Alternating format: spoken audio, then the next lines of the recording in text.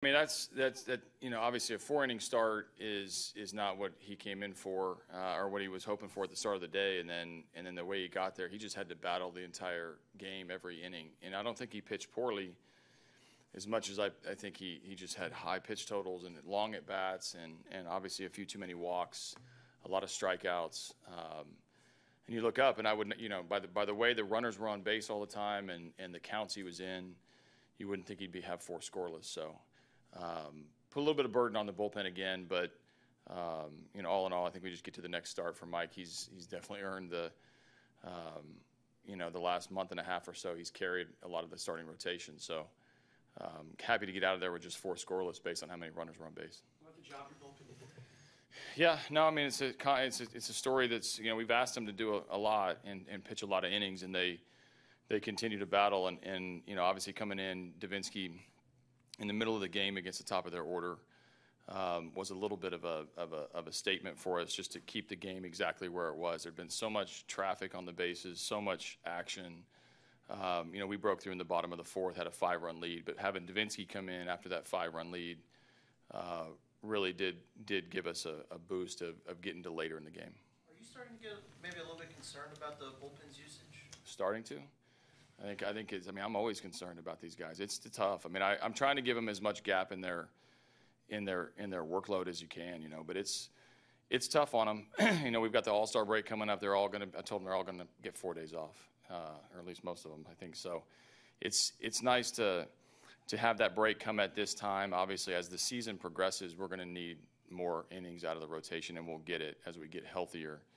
But I'm not as concerned about their usage because of the gaps I'm giving them in rest time. And some of those games are why you're seeing some guys pitch out of their normal roles, or some of the younger guys are going to have to step up and absorb an inning that they're not used to. But these guys are taking great care of themselves. They're mentally tough enough to do it. I'm juggling it the best I can to keep them out of the fatigue area. But it's a lot of innings. How much of an asset do you think it is to have a guy like Yuli batting 7th or 8th in the Yeah.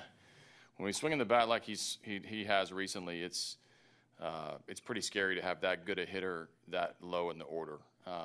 He's dangerous, and when he gets hot, as we can see, he can put some really good swings on balls, and it rolls it back through. And just when you get past Yuli, it's rolling back to George and Reddick and Altuve. So it's a great advantage for us, is you don't have an inning where you can breathe as a pitcher when you face us, and I think we're demonstrating that time and time again that sometimes I feel like I could really flip guys around and put other guys at the bottom of the order, and we wouldn't miss a beat. But Yuli's a pretty good player and a pretty good hitter, and when he gets going like this, our lineup is really tough. You talk about Davinsky and coming in after Friars had struggled. Davinsky came in and it seemed like he had an attitude of confidence that I'm going to shut this thing down. Just kind of speak to that mindset. No, he's got a tremendous mindset every time he gets up. I actually got him up in the 3rd inning, and so he was ready to go. And he's, from the moment the phone rings and we tell him to get up, he is intense and ready to go. He's prepared. He prepares his body. He's in attack mode from the very beginning. You'll see he never avoids a strike zone. So it's an approach that works, and it's part of his edge that he brings to the field every day with him is attacking the hitter. So I think as we've gotten to know Chris Davinsky over the last couple of years, I haven't seen him ever come into a game not ready. And that mindset, that approach, that competitiveness is why he's so good. Carlos with 4 hits tonight. What was working so well for him? I mean, being Carlos Correa helps. I mean, he's really good. But I think it's just getting good pitches to hit. He can cover everything. When he's pulling the ball down the line, getting a base hit to right, he just missed another double down the right field line. I mean, he's tough to pitch to. He's tough to defend. He's gotten really good at being productive and driving in runs and having big at-bats and big moments. So, sometimes I want to remind everybody in this room, he's really young, and he's doing exceptional things. And we're watching a player evolve that's pretty special, and we all need to appreciate. Wynn had 14. This is his 14th home run. It's a career high for him. What's made him so impactful this season? Strike zone judgment has been that improvement in the strike zone has been quantum leaps forward for him offensively, getting good pitches to hit. I know that sounds overly simplified, but getting good pitches to hit. He's got a good swing. He's dangerous. He's using the whole field a lot better. But being able to pitch recognition, being able to see the ball, being able to get a good pitch to hit, being patient. I think he also has drawn a few walks, maybe as much as he ever has. So being an all-around hitter as opposed to just an ambush, try to hit early in the count, has created some good counts and gotten him to good habits. And he's put a lot of work in it. I think he's a smarter hitter today than he was, over the last couple seasons, and the productions come with it. Has his work at the plate kind of made him an everyday player now? I mean, he's sort of an everyday. I mean, he's been an everyday player from an at-bat standpoint for a while now. I think every year that I've been here, we've come in with people asking me questions about, where am I going to get Marwin Gonzalez at-bats? And every year, either by his own doing or underperformance by somebody different, injuries, he's the equivalent of an everyday player. Don't be confused by the fact he brings 5 gloves to the field with him, that he's not playing somewhere. AJ being 29 over 500 and having a 14-game lead, is there any challenge for you to keep them hungry, keep them focused, or is that just the nature of your guys? So I think I've gotten asked that question a couple times, and I don't think it's hard when you're around our team. I think when you come to the ballpark with this group, special group of guys, they're not satisfied. They're not satisfied. Whether I say something or not, they're not. They're internally motivated, and I watch by the way they play. I appreciate their preparation. It's something I told them today. They have so many elite qualities about themselves as a group that I have zero concern that if anything, I have the concern is just the repetition and the grind of the season wearing these guys down. As far as motivation, just watch us play, and we'll demonstrate that we're going to play every day to win.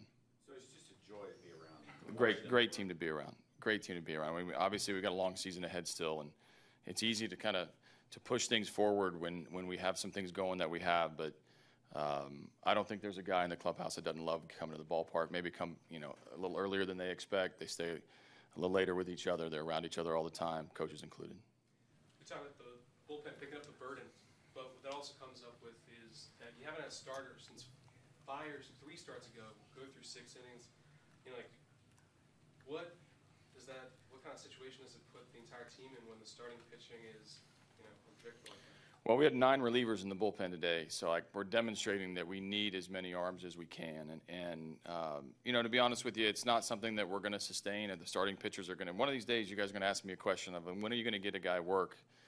He hasn't pitched in 5 days or 6 days, and that it's just the way baseball works. When one part of your team, is struggling or is grinding, the other side has to pick it up. So that goes for offense, defense. It goes for the pitching staff as well. So it is what it is. I mean, we're trying to win every game. Sometimes I got to make early decisions. There's going to be some games here coming soon that these guys get a little bit deeper in the game. We just got to wait for it a little bit. Are there things that a manager or staff can do to change that in any way? I mean, it seems from the perspective of somebody that's not on this team, you look at a guy like Fires. Well, we're not helpless. We're coaches, so we're trying to find ways to incorporate that. We're instilling some confidence. We're going to focus on the positive. I don't walk in that room and tell them you're not doing your job. I'm just going to keep encouraging, keep putting them in a position to be successful, and the players will respond. Overall, drop Friday's game the way you didn't win 2 straight against a pretty good team. Yeah. It's a couple series where we've lost the first game of the series. Seattle was another one. Then we come back and win the series the hard way, getting the last 2 games. Same against these guys. We play every game, and I know you guys are probably tired of me saying it. We're going to play every game, and we're going to play hard, and we're going to win a lot of series, and we're going to win a lot of games. What order they come in is irrelevant to me. I just want to win. You talked about the All-Star break coming at a good time for the pitchers. Does it help also? For the manager too, just so you know. I was going to say that. How the whole team in general? No, it is. I mean, this is a long season, and we're halfway there, a little over halfway there, and we have aspirations that are deep into the playoffs as well. So, we need rest. I mean, whether it's 2 innings for Altuve and Springer today, whether it's a 4-day break for part of our team. There's going to be a couple guys that don't have those days off. A rest day for Springer or Correa when everyone wants to see him play. It's a long year. We'll manage it, and we've signed up for it, but. We're not going to give up on the next 6 games either. We haven't finished well in the 2 years that I've been here. So I don't want to talk about the break too much and look forward to the break too much. We got 6 games to win. Since you guys are about to go on the road, who do you think has been the first half MVP, the Astros. That's not. It's for you guys to grade. I love all of them, all 25. Thank you.